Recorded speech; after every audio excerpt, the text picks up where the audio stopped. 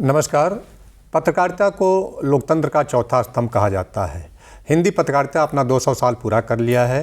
तो विगत 200 वर्षों में हिंदी पत्रकारिता का क्या इतिहास रहा है, किस तरह की चुनौतियां रही हैं और आज़ादी में हिंदी पत्रकारिता का किस तरह से महत्वपूर्ण भूमिका रही है, इन्हीं तमाम बिंदुओं पर विस्तार से जानकारी देने के लिए हमारे साथ हैं महात्मा गांधी काशी विद्यापीठ, पंडित मदन मोहन मालवीय हिंदी पत्रकारिता संस्थान के निदेशक डॉक्टर नागेंद्र कुमार सिंह।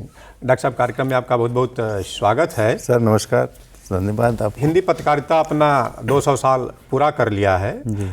तो विगत 200 वर्षों का किस तरह का इतिहास रहा है हिंदी पत्रकारिता का? सर देखिए, हिंदी पत्रकारिता का इतिहास अपने आप में एक अनूठा और बहुत ही आमजन, यह राजपथ नहीं लोक पथ का निकला हुआ पत्रकारिता थी और यह वहाँ जन्म ली जहाँ हिंदी नहीं था।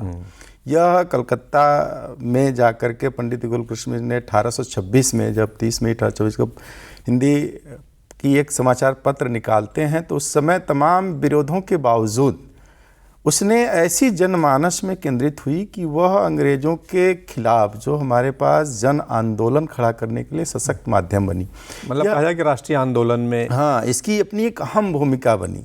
और यही नहीं, उस जनमानस से इसका जुड़ा हुआ जो पढ़े लिखे नहीं थे, मजदूर थे, श्रमिक थे, गांव के लोगों तक देश के प्रति प्रेम कैसे जगे, देश की भाषा कैसे बनी, इसके लिए इसका इतिहास इतना समृद्ध रहा कि यह एक आते आते 1857 की क्रांति के बाद इस देश में एक नई पत्रकारिता खड़ी हो गई कि 1826 में जब हमने चला इसको लेकर के, तब एक क्रांति खड़ा हुआ। और उस क्रांति के बाद हम यहाँ तक इस पड़ाव में आए कि आम जन जुड़ा और उसके केंद्र में जब हम देखते हैं कि हिंदी पत्रकारिता के केंद्र में फिर हमारा ये उत्तर प्रदेश का पूर्वांचल केंद्र बनता है।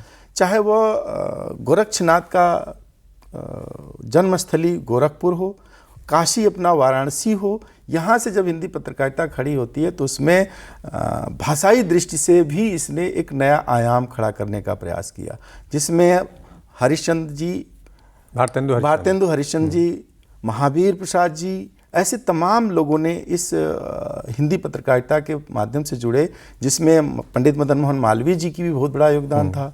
और इसके तमाम, चाहे वो अभ्युदय हो, प्रताप हो, बाबू विष्णु पराड़कर जी हों, माधव सप्रे हों, सभी लोगों ने इस पत्रकारिता को एक ऐसा मुहिम दिया कि जाकर के अंत में आते आते 1947 में देश आज़ाद हुआ। चाहे 1930 का आंदोलन, चाहे असहयोग का आंदोलन, सब में अपनी हिंदी पत्रकारिता ने एक अहम मुकाम, एक अहम स्थिति हासिल की और उसके कारण हिंदी पूरे देश की एक ऐसा माध्यम बना कि वह लोगों को एक जोड़ने का काम किया और लोगों में एक तरह से कहा जाए कि सामाजिक, राजनीतिक और सांस्कृतिक चेतना को भी जगाने का काम किया। राजनीतिक, सामाजिक, मैंने हर ढंग से जिसके देखिए कि जब व्यक्ति के पास अपनी भाषा बन गई, हम अपनी बात कहने के लिए मुझे एक निश्चित प्लेटफॉर्म मिल गया। उस प्लेटफॉर्म पर हम अपनी बातें रखना और उसको पहुँचाना, इस तरह से जब अंग्रेज़ों ने जब समाचार पत्रों के दमन में उनको रोका, ब्रेक किया, तो इसी काशी में रणभेरी, रणडंका, पताका, ऐसे तमाम गुप्त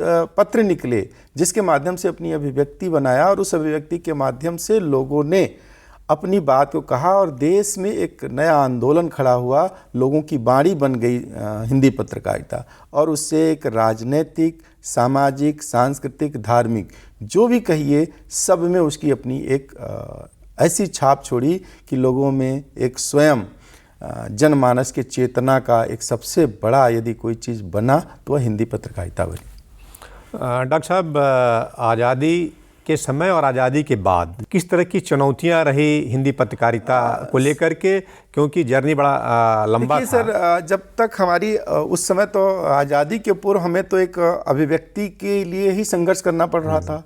उस समय तो तमाम हिंदी के पास चुनौतियां थी, लेकिन हिंदी ने अपनी भाषाई दृष्टि से और अपनी संवाद शैली से, दोनों से प्रभाव इतना मजबूत कर लिया कि अंत में अंग्रेज़ों को देश से छोड़ के जाना पड़ गया। ये हिंदी पत्रकारिता की सबसे बड़ी शक्ति थी। आज़ादी के बाद जो चुनौतियां खड़ी होती हैं उसमें होता है कि हमने इसको एक व्यावसायिक प्लेटफॉर्म नहीं दे पाया था।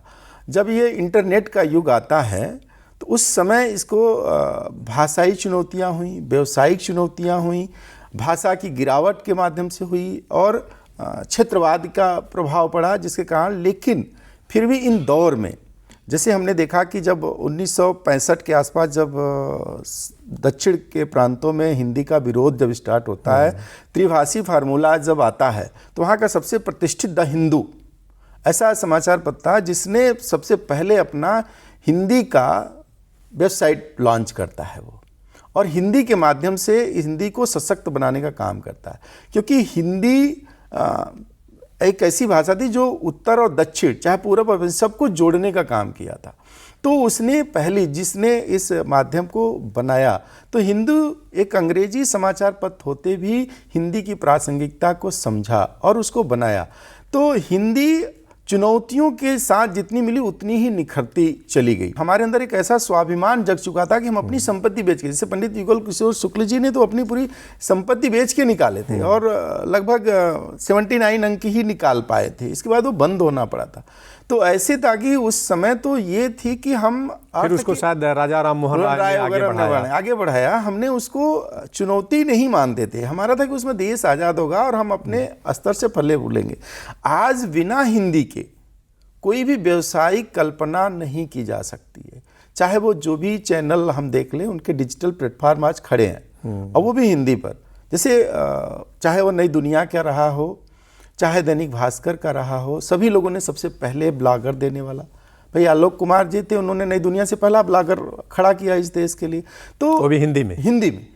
तो हिंदी की जो चीज़ें हैं वो आई, बिना हिंदी से हम इस देश की कल्पना ही नहीं कर सकते, क्योंकि हिंदी नहीं है तो इस देश का आत्मा ही नहीं होगी। तो इस आत्मा से मीडिया ने अपनी पत्रकारिता की जो चुनौतियां ले आया, उस चुनौतियों में अपनी संभावनाएं अपार दी हैं। उस अपार संभावनाओं में डिजिटल प्लेटफॉर्म में भी आज ऐसा कोई चैनल नहीं है जो चैनल इसके माध्यम से अपनी बातें न कहना चाहते हो। सभी समाचार पत्रों के अपने डिजिटल प्लेटफॉर्म है, उनके आर्थिक मतलब जितने भी एक तरह से कहा जाए कि बड़े हिंदी के अखबार हैं, वो उनका अपना डिजिटल प्लेटफॉर्म आ गया, इसलिए आर्थिक दृष्टि से वो समृद्ध हुई है।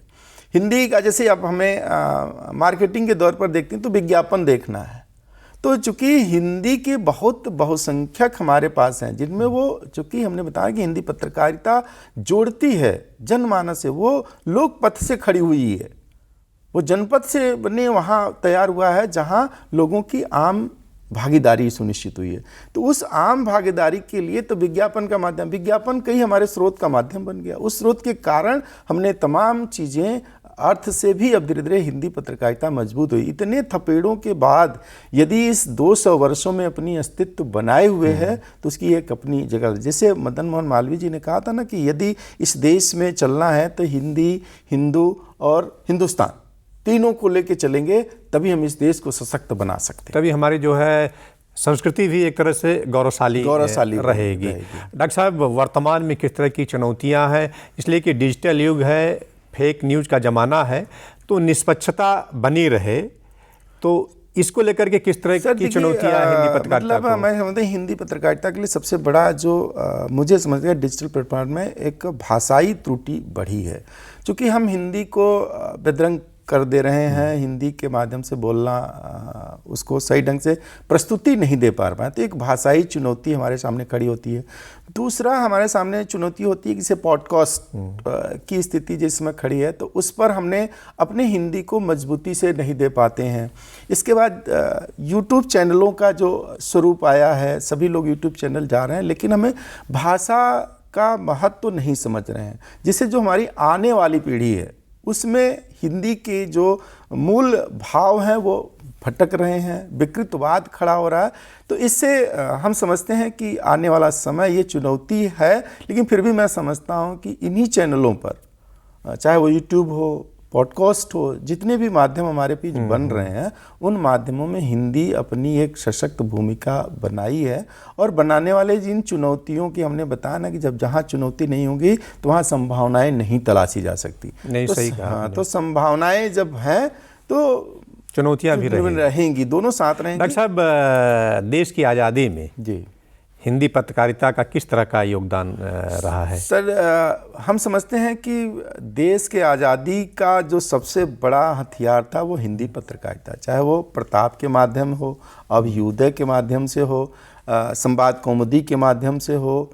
ये ऐसे प्लेटफार्म थे कि लोगों को जोड़ा। यदि हम समझते हैं कि हिंदी पत्रकारिता नहीं होती तो शायद मुझे भी 100 साल और लगते इस देश को आज़ादी के लिए। मतलब लोगों को जगाने में एक तरह से कहा जाए कि बहुत ही महत्वपूर्ण भूमिका रही है। इसकी बताएं, जन जागरण माने ये लोगों की एक चेतना थी, ये एक बाणी थी, एक संवाद रखने का सबसे बड़ा अच्छा प्लेटफार्म था तो वो हिंदी थी।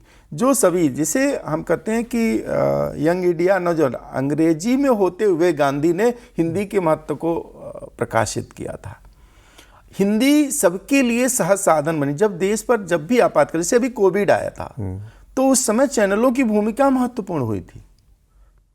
उस चैनल में हिंदी ही एक ऐसा माध्यम था जो सभी को संरक्षित और बांधने का प्रयास किया, लोगों तक सूचनाओं को सही ढंग से ले जाने का कार्य किया। हम जब देखिए, जब आपातकाल लगा था तो उस समय की हिंदी ही ऐसी पत्रकारिता थी। तो उस समय सोचिए, जब ये ऐसे इस समय वर्तमान दौर में हिंदी हमारी शांति, तो जब देश की आज़ादी के लिए हम जूझ रहे थे तो उस समय कितनी बड़ी इम्पोर्टेंट थी कि जो व्यक्ति स्कूल तक नहीं जाता था लेकिन वो जानता था कि हम गुलाम हैं, हमारी अपनी अभिव्यक्ति नहीं है, हम अपना कार्य नहीं कर सकते हैं, हम अपनी बातें नहीं रह सकते, तो उस दौर में भी हिंदी ने उनको अपनी आवाज़ दी। तो देश की आज़ादी के लिए सभी, मतलब चाहे वो गांधी जी रहे हों, चाहे वो महामना जी रहे हों, चंद्रशेखर आज़ाद रहे हों, नेताजी सुभाष चंद्र बोस रहे, सभी लोगों ने हिंदी की महत्व को समझा और हिंदी पत्रकारिता को लेकर के एक ऐसा आंदोलन खड़ा हुआ हम कि अंग्रेज़ों को अपनी इस वस्तुस्थिति को, देश को छोड़ के जाना ही पड़ा। मतलब एक तरह से कहा जाए कि 200 साल में जी इसकी महत्ता जो है काफ़ी बढ़ी है हिंदी पत्रकारिता की। मैं कहता हूँ कि इतने संघर्ष के बाद जो हिंदी पत्रकारिता खड़ी थी, आज 200 वर्ष बाद भी उसी मजबूती के साथ खड़ी है। इतने जहाँ की हमारे दौर में, वैश्विक परिदृश्य में, जहाँ सोचिए हिंदी ने भाषा को भी शक्ति दी। हमने विदेश में भी जो आज NRI सम्मेलन अटल जी बिहारी जी ने शुरू किया था, आज हम देखिए चाहे वो अमेरिका हो, ऑस्ट्रेलिया, टोबैको हो, रशिया हो, हर जगह हिंदी बोलने वालों की संख्या तो हमें जोड़ती है। पत्रकारिता हमारे जोड़ने की, हमारी यही सीमा तक हम नहीं बंधे हैं। हमारी पत्रकारिता इस देश के बाहर भी खड़ी है, एक तरह से विश्वव्यापी हो चुकी। साहब, आपसे अंतिम सवाल है कि हिंदी पत्रकारिता में किस तरह के अवसर हैं हमारे, खास करके जो युवा पीढ़ी है? सर, हिंदी पत्रकारिता के मतलब बहुत ही डायमेंशन है जिसमें युवाओं को भरपूर इसका लाभ उठा सकते हैं। फर्स्ट तो उनकी एक तो विज्ञापन के लिए स्लोगन तैयार करने का सबसे बड़ा अपॉर्चुनिटी है। प्रिंट मीडिया एक ऐसा हमारे पास सशक्त माध्यम है जिसके माध्यम से वो संपादकीय लेखन, अपनी रिपोर्टिंग का माध्यम से वो अपना करियर बना सकते हैं। दूसरा, हम डिजिटल प्लेटफॉर्म पर ब्लॉगर के रूप में कर सकते हैं। यूट्यूब चैनल के माध्यम से छोटे छोटे सूचनाओं को कलेक्ट करके गाँवों की वाणी को लोगों तक ले जा सकते हैं। इन चुनौतियों के बावजूद भी हिंदी पत्रकारिता एक तरह से लोगों की आवाज़ बन करके रहेगी और समाज में अपनी महत्वपूर्ण भूमिका देती रहेगी। जानकारी देने और बातचीत करने के लिए आपका बहुत बहुत धन्यवाद। नमस्कार सर।